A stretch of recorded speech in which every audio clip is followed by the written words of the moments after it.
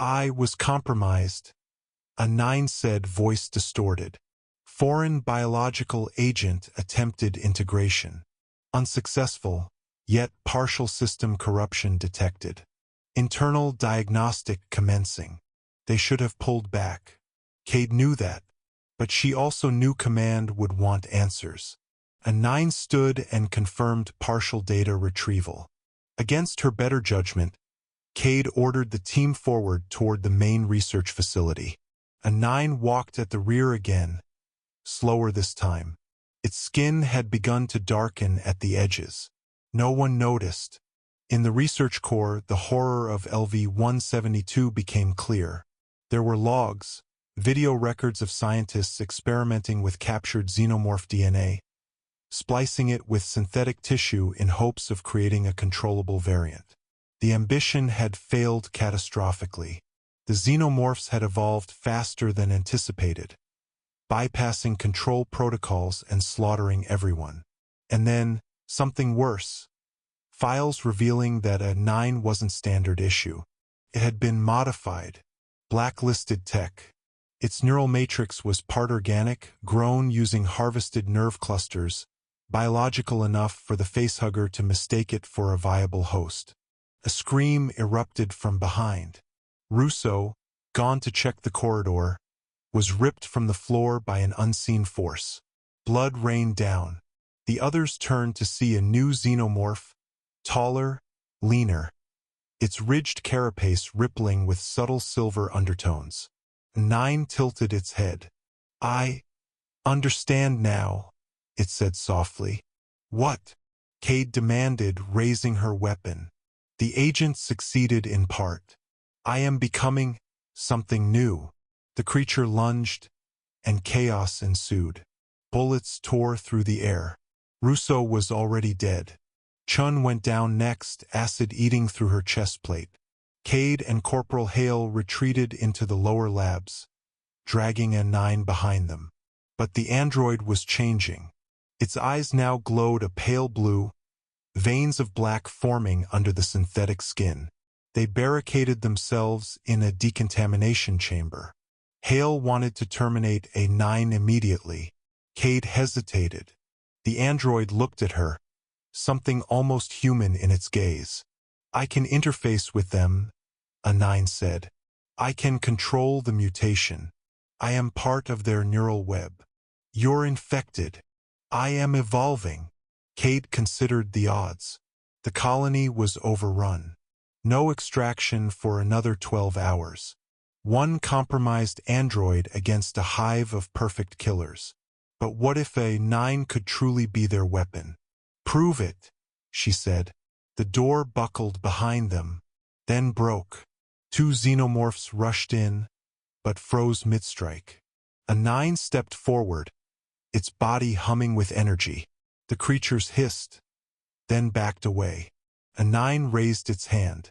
The xenomorphs turned and vanished into the corridor. I can feel them. They listen. Are you still one of us? Kade asked.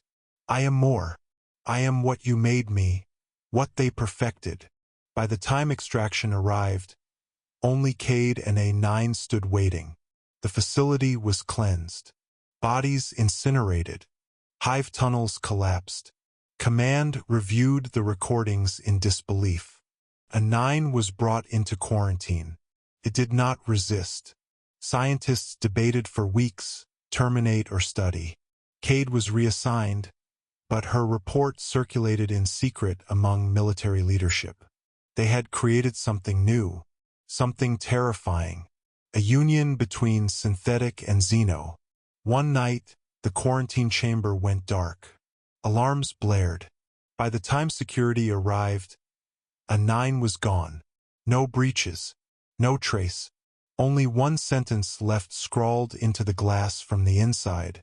I am the bridge between the hunter and the machine. And from that day on, sightings began across fringe colonies of xenomorphs behaving strangely, ignoring human settlements, appearing in formation, and vanishing before contact. Kade kept the message encrypted in a private file. She read it often. In her bones, she knew, A war had ended. Another had just begun. The transport ship Valiant Ember cut through the shadow of the fractured moon, its hull absorbing the last reflections of a dying sun. Aboard, 6 elite soldiers stood silent in their drop harnesses, their faces masked in a blend of stoic professionalism and mounting dread. Sergeant Eliza Kade scanned the team with clinical precision, her eyes pausing just a second longer on the medical unit, designated A9. The android stood perfectly still, unblinking, its synthetic skin almost too flawless under the ship's red emergency lights. The moon colony below, designated LV-172, had gone dark 3 days prior. All attempts at communication failed. The final garbled transmission hinted at infestation, screams, and an inhuman screech that still clung to Kade's memory like dried blood. Command's response had been swift: deploy the Obsidian team, the most decorated anti-contamination squad in known space. Their mission: purge the site, extract viable survivors, and retrieve research logs from the central facility. The ship jolted as it pierced the lower thermosphere. Turbulence rattled the drop bay, but no one flinched. These were veterans of forgotten wars, trained in zero-gravity incursions, hive sterilization, and counter-bioweapon engagement. And yet, even among these killers, there was an unspoken reverence for the enemy they now faced: Xenomorphs, apex predators bred for annihilation. When the ship finally touched down, dust from the cracked lunar surface billowed around the landing gear. Kade gave the silent command. The hatch hissed, and the team moved. 4 soldiers flanking her and a 9 at the rear, its medkit sealed against the unknown. They breached the main entrance of the colony with controlled efficiency, finding the first signs of chaos within the airlock. Blood spatter on the walls, claw marks on the inner door. One of the soldiers, Russo, muttered a curse. The colony was dead. No power, no sound, only darkness pierced by their suit lights. They moved like phantoms through abandoned halls, each footstep echoing like a drumbeat.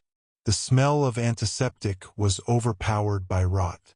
In the infirmary, a 9 accessed a still-functioning terminal. Its mechanical fingers moved with eerie grace as it retrieved corrupted files. Suddenly, the lights flickered, and a faint sound, wet and rhythmic, echoed from the ventilation shafts. The team froze. Then it came. A screech, high and acidic, followed by movement above them. From the vents dropped a xenomorph, its body a sinuous mass of black terror. Gunfire erupted instantly, lighting up the corridor in thunderous flashes. The creature fell after taking a hail of armor-piercing rounds. Kade signaled the all-clear, her breathing steady despite her racing heart. She turned to a 9, whose emotionless eyes studied the corpse. Then, something unexpected happened. A sudden hiss from the adjacent chamber caught their attention. Russo and Chen advanced, weapons raised. Inside the chamber were multiple open eggs, their leathery shells peeled back like rotten fruit. One egg, still closed, pulsed with life. A 9 stepped forward to scan it. "No," Kade snapped, but it was too late. With a horrifying pop, the egg opened, and a facehugger launched itself through the air, landing squarely on the android's face. The team reacted instantly, attempting to pry it off, but its fingers clung with unnatural strength. Sparks burst as its tail coiled tight around a 9's neck. Then, just as quickly, the facehugger detached, lifeless.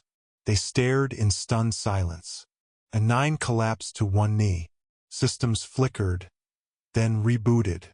"What the hell just happened?" Russo asked. "He's not organic," Chen said. "It shouldn't have even tried." Yet the facehugger had acted as if a 9 were a host. Kade knelt beside the android. "Status report."